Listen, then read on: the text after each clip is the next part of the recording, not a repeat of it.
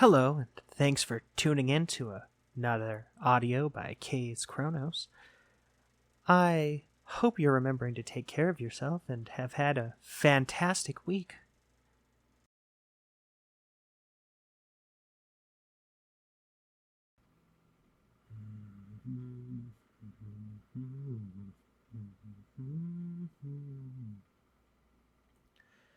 There we are.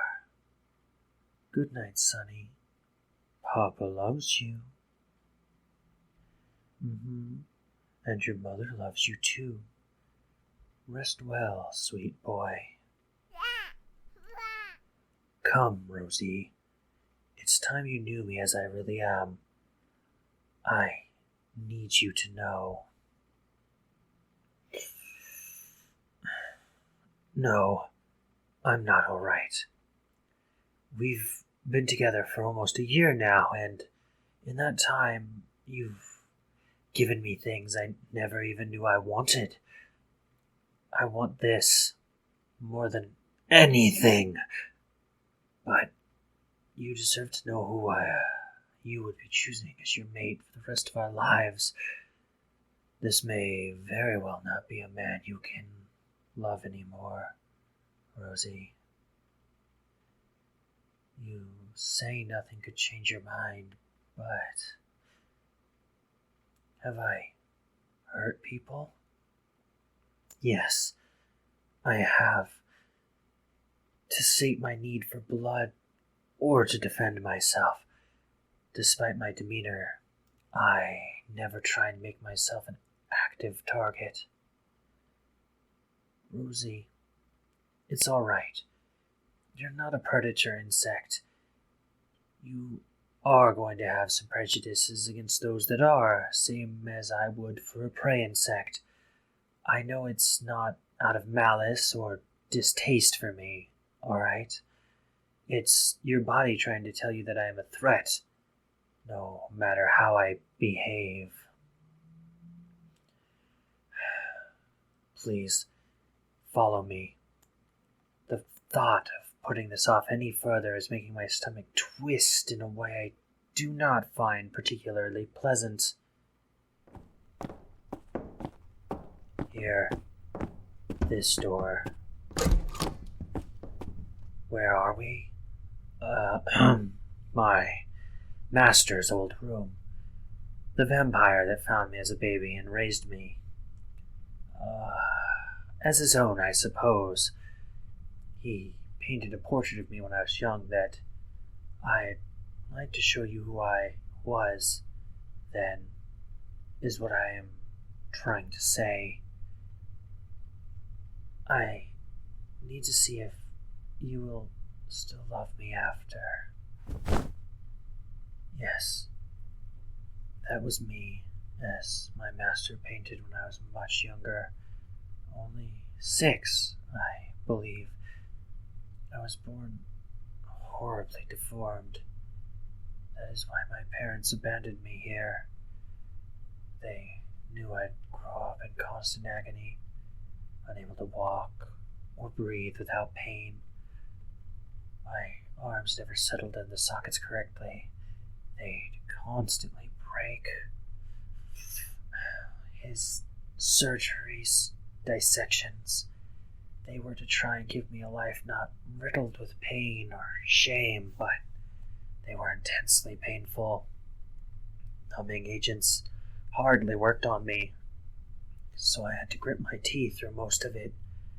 But each successful surgery, I grew a bit stronger, looked more right, I think.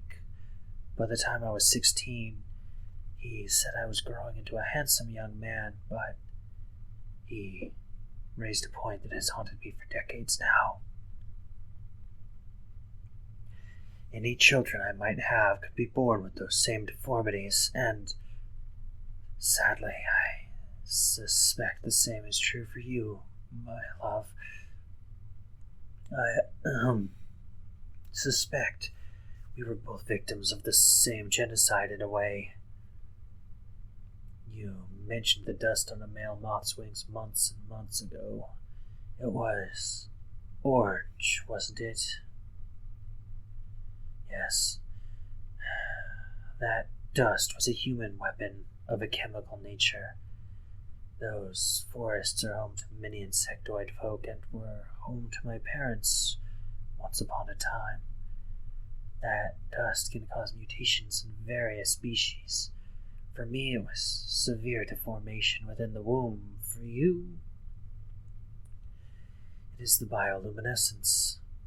I believe that is why you and Sunny can produce light in your wings. As a rosy silk moth and a baby white ermine moth, this simply isn't something that would be possible without severe mutations taking effect. That mutation, it will be passed down, and it is worse still because if you agree to be mine, Rosie, I couldn't stand to watch you or Sunny wither and die. Yes, Master did turn me, in the vampiric sense, to save my life. It has given me many perks and many boons, but time passes by in such a lonely way. I try to think back to the castle before you were here, before Sunny. I can't lose either of you. I will not force you, Rosie. I will never force you, but I need you to know who I am as a man before the unfortunate truth arrives on its own time. I am a deformed anomaly, forced to live under a master that showed me little to no affection. I am fundamentally broken in many ways, and all I can offer is my love. I believe it is up to you to decide if that is enough or not. Rosie? Oh, Rosie. My Rosie. This is scary.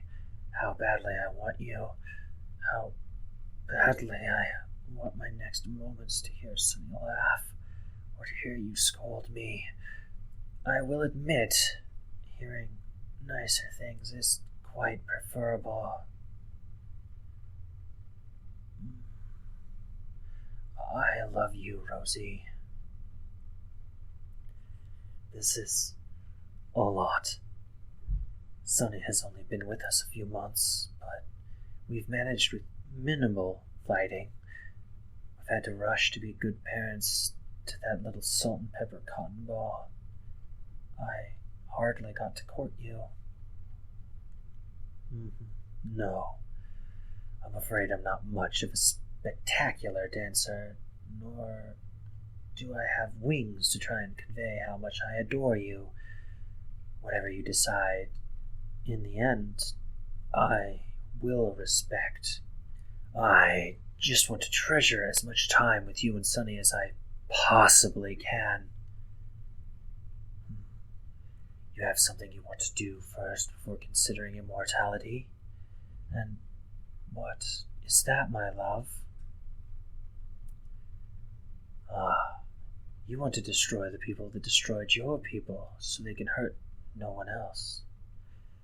Yes, I think I could summon enough bloodlust on your behalf, my dear. As long as Sunny has not exposed any of it, then you have my hand to hold in hell once I'm dragged down into it.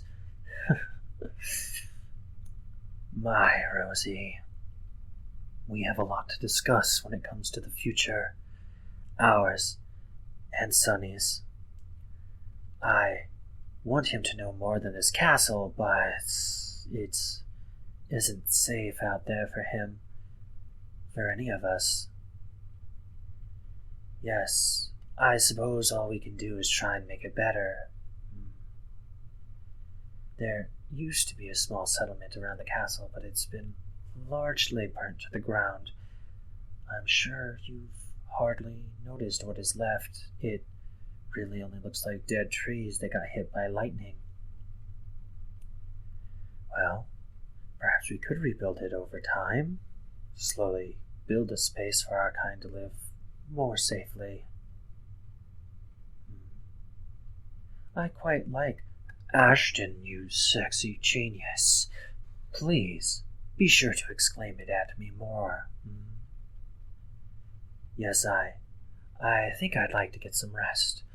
After all of this, I'm hoping we can get away with some private time, but Sonny does seem to love to dive bomb between us if we get too, smoochy. Who knows? Maybe he'll sleep through the night. Oh, can you imagine?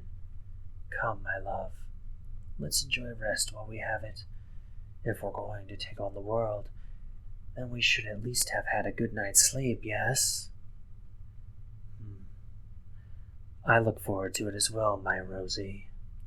The future has color, for once, instead of that endless gray, and I am grateful for it.